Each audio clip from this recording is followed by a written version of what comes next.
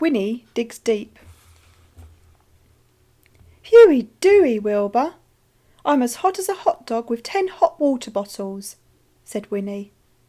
She emptied a jug of water over her head and it steamed. Meow. Wilbur was wilting too. This sunshine is going to melt us, said Winnie. I'll soon be just a blooming pile of clothes on the pavement, and you'll just be a bit of black fluff and whiskers. Where can we find some shade? There was one place in the village that was always cool, and that was the museum. It had high ceilings and stone walls, and it echoed. Ah, sighed Winnie. Ah, sighed the walls. Shh, said the attendant. Shh, said the walls. So Winnie and Wilbur wandered around the museum, looking at dinosaur bones. Scruff from next door would like to chew on that one, said Winnie. Shh, said the attendant. Shh, said the walls.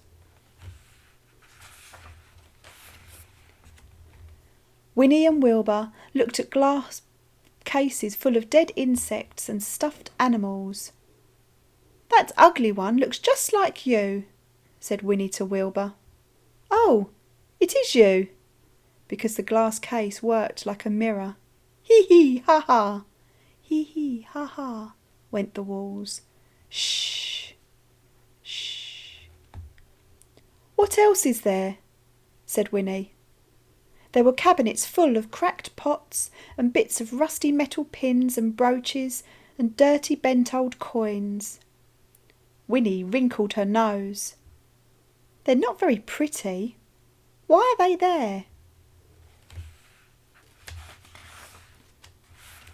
Because, said the attendant, wagging a finger, they is treasure, and they is worth a very great deal of money. Now please shush, madam, and please take that hanimal out of here. Such hanimals is not allowed in museums, except when they is in glass case, clearly labelled. That's a silly rule, said Winnie. But she and Wilbur went back out into the sunshine. Meow, asked Wilbur. We're going home to dig up our own treasure, said Winnie. We can make a museum of our own. Winnie looked at her garden. Where shall we begin digging? Oh, I know. Winnie waved her wand. Abracadabra! Instantly, Winnie had a metal detector in her hand. Buzz, it went. Buzz, buzz, squeal. Oh, said Winnie, it's found something already. Dig just there, Wilbur. So Wilbur dug. Ow, he said crossly. Digging is hot work when you're wearing a fur coat. But dig, throw, went Wilbur. Just a blooming button, complained Winnie.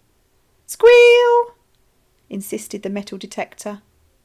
Keep digging, said Winnie. And suddenly Wilbur's paw hit something. Oh, what is it? Asked Winnie, jumping up and down. Let me see. Oh, a rusty old baked has-beens can.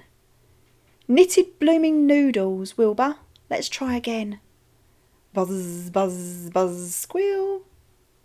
What we need is someone who's really good at digging. Go and fetch Scruff. Wilbur dug. Winnie dug. Scruff came over from next door, and he dug. Then Jerry came over with his giant spade, and he dug. Wow, said Winnie, as earth flew everywhere, and so did treasures. There were old nails, a hair grip, a bent fork, and some dentures. There must be some real treasure somewhere, said Winnie. Dig a bit deeper, please, Jerry. OK, missus, said Jerry, and he dug and dug, digging up cables and pipes and bones. Ruff! Went Scruff. This is hot work, said Jerry. So Winnie brought out a big jug of seaweed squash for them all. I think I'll give that a miss, missus, said Jerry, and he went on digging. Dig, dig. As he dug, Jerry sank lower and lower, until all that you could see was his curly hair level with the grass. A mountain of soil and bricks and roots was growing beside the hole. Have you found anything good yet? Asked Winnie. What about this thing? Jerry handed up something round and metal and... Ooh, said Winnie. It's a Viking helmet, lost by a brave Viking who... Oh, I think maybe it's just my old saucepan with the handle that came off. Try again, Jerry. Bleep, beep, squeal. Try just down there. As the afternoon wore on, the hole got bigger, the soil mountain got bigger, and Winnie and Jerry and Wilbur and Scruff got hotter and tireder and crosser. The pile of found things got higher, but none of them looked to Winnie as though they would be worth the great deal of money that the museum's treasures were. You might like these, said Jerry, and he held up something small and wriggly with lots of legs and eyes and tails and ears. Coo, said Winnie. That's a brand new kind of bug. It looks yummy. Are there more of them, Jerry?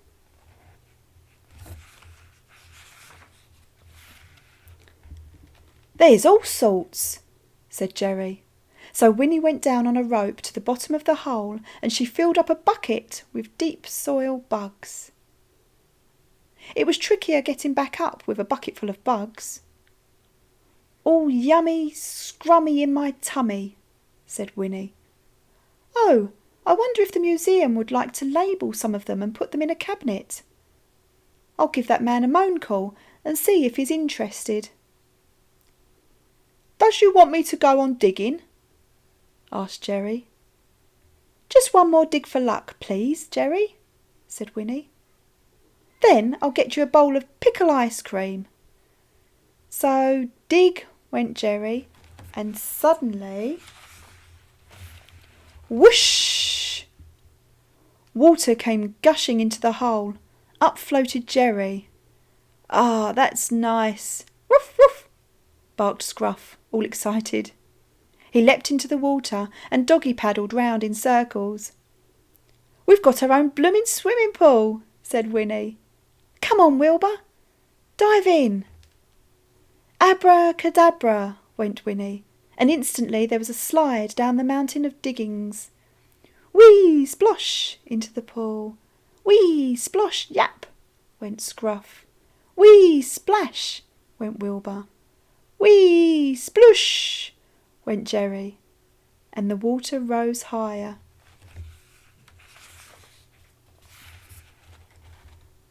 Along came the museum attendant. He looked at the pile of findings. He rubbed his chin. He frowned.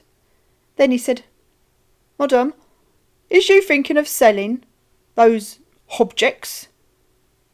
Hobjects? Said Winnie. Oh, that lot. You can have that load of junk for nothing. I'll donate it. Do you want to swim while you're here? No, I think not, madam, said the attendant, wiping sweat from under his cap. Suit yourself, said Winnie. Just put Jerry's and Scruff's and Wilbur's and my name on the label if you put anything on display, will you?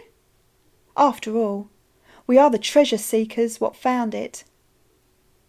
Then the 4 treasure seekers went mad in the treasure hole swimming pool, nibbling deep soil bugs and ice cream.